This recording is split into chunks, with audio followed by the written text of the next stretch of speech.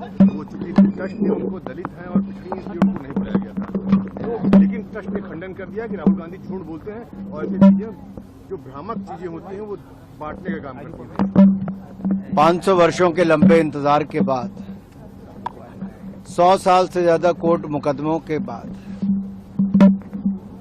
राम जन्मभूमि में रामलला की भव्य राम मंदिर का निर्माण हुआ है।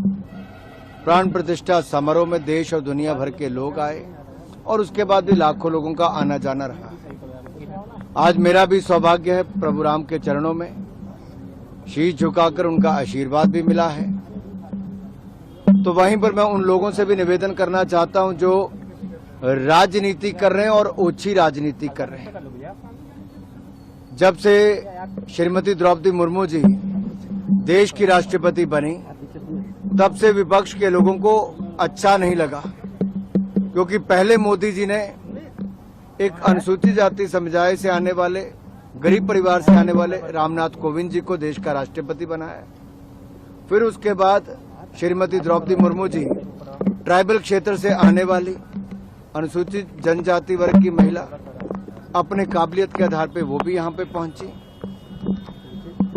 लेकिन लगातार इसको लेकर विपक्ष कोई ना कोई राजनीति करता रहा, कभी अपशब्द कहे तो कभी कुछ।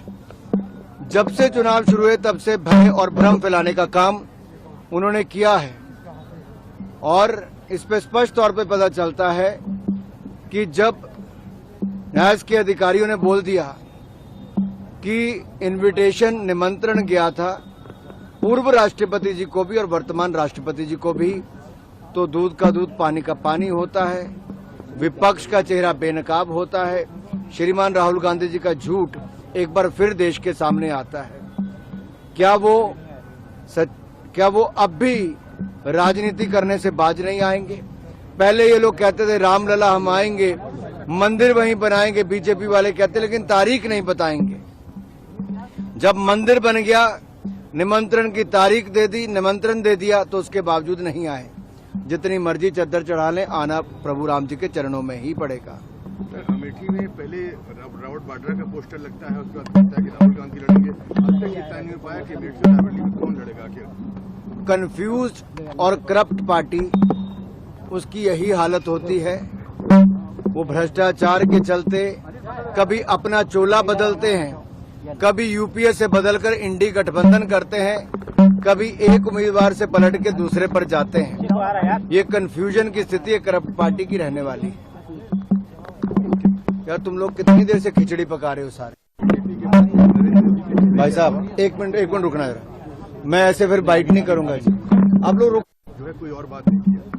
देखिए, भारतीय जनता पार्टी और एनडीए के पास दुनिया के सर्वाधिक लोकप्रिय नेता श्री नरेंद्र मोदी जी। मोदी जी का काम बोलता है, मोदी जी की ईमानदार सरकार का काम बोलता है। दूसरी ओर विपक्ष है जहां पर एक अनार 100 बीमार, जो ये सोचते हैं आज एक साल एक प्रधानमंत्री, दूसरे साल दूसरा प्रधानमंत्री, तीसरे साल चौथा प्रधानमंत्री होगा, लेकिन इनकी तमन्ना ही रह जाएगी और एक अनार 100 बीमार वाली ये स्थिति विपक्ष की बनी रहेगी। जो इनके पास ना नेता है, ना नीति है और नीयत में खोट पहले से ही नजर आता है। एक और है सवाल, पूर्व प्रधानमंत्री एच डी देवेगौड़ा के उनके पोते का बड़ा चर्चित मामला है, निकल के आया है और चर्चा ये हो रही है कि बीजेपी ने चिट्ठी दे दी लेकिन कार्रवाई नहीं की और कांग्रेस कह रही है कि भाई वो तो कार्रवाई उनको करनी चाहिए थी, और ये कह रहे हैं बीजेपी कह रही है कि भाई हमने तो चिट्ठी दी थी, आपको कार्रवाई करनी चाहिए थी। देखिए, कल भी मैं एक तो देश के सामने इस बात को स्पष्ट करूं कि कानून व्यवस्था राज्य की सरकार का विषय है और अगर इतने समय से प्रदेश में इस विषय की जानकारी थी तो प्रदेश की कांग्रेस की सरकार हाथ पे हाथ धर के क्यों बैठी थी? क्या मजबूरियां थी कि कांग्रेस ने कदम नहीं उठाए? कांग्रेस की सरकार एक बार फिर निकम्मी और निठल्ली नजर क्यों आई? क्यों सबूत होने के बावजूद अगर उनको लगता है तो कदम क्यों नहीं उठाए गए? कैसे उनको विदेश जाने दिया? ये अपने आप में सवाल खड़ा करता है कि आखिरकार कांग्रेस की कौन सी मजबूरी थी कि कदम नहीं उठाए गए। हमने पहले दिन से कहा नारी की अस्मिता हमारे लिए बहुत जरूरी है। हमने नारी शक्ति वंदन बिल भी लाए, उनके लिए 33% आरक्षण भी लेकर आए। देश भर में हमने 4 करोड़ पक्के मकान, 12 करोड़ शौचालय, 13 करोड़ घरों को नल से जल, 10 करोड़ बहनों को रसोई गैस का सिलेंडर उज्ज्वला योजना में, तो वहीं पर मुफ्त में अनाज देने का काम किया।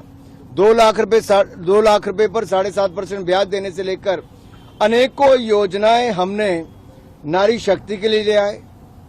सुकन्या समृद्धि योजना से लेकर बाकी मातृशक्ति वंदना योजना, ये सब मोदी सरकार की मातृशक्ति के लिए, महिलाओं के लिए योजनाएं हैं। और हम पहले दिन से कहते हैं, महिलाओं के प्रति अगर कोई भी अत्याचार करता है, दुराचार करता है, उसके खिलाफ कड़ी से कड़ी कार्रवाई करो, चाहे किसी भी परिवार का हो, किसी भी राजनीतिक दल का हो, उसको बख्शना नहीं चाहिए। और कांग्रेस की सरकार इसमें फेल हुई कि राज्य में सरकार होने के बावजूद, मैं पूछना चाहता हूं राहुल जी से और खड़गे जी से, जो कांग्रेस के अध्यक्ष हैं और कर्नाटक के राज्य से ही आते हैं, वहां उनकी अपनी कांग्रेस की सरकार है, क्यों नहीं कदम उठाया गया गिरफ्तारी करने के लिए?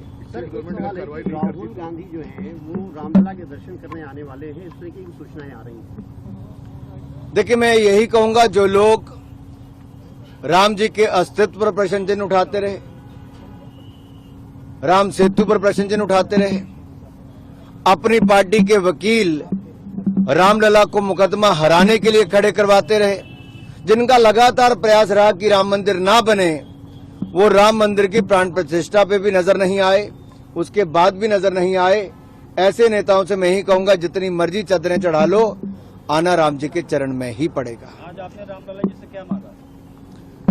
देश में एक भारत श्रेष्ठ भारत, जो मोदी जी की कल्पना है, हम उसको बढ़ाते रहें। भारत को आगे बढ़ाने के लिए हम सब लोग अपनी तरफ से प्रयास करेंगे और श्री राम जी के आशीर्वाद से विकसित भारत का निर्माण करेंगे। जो राम जी को लाए हैं, जनता उनको लाएगी।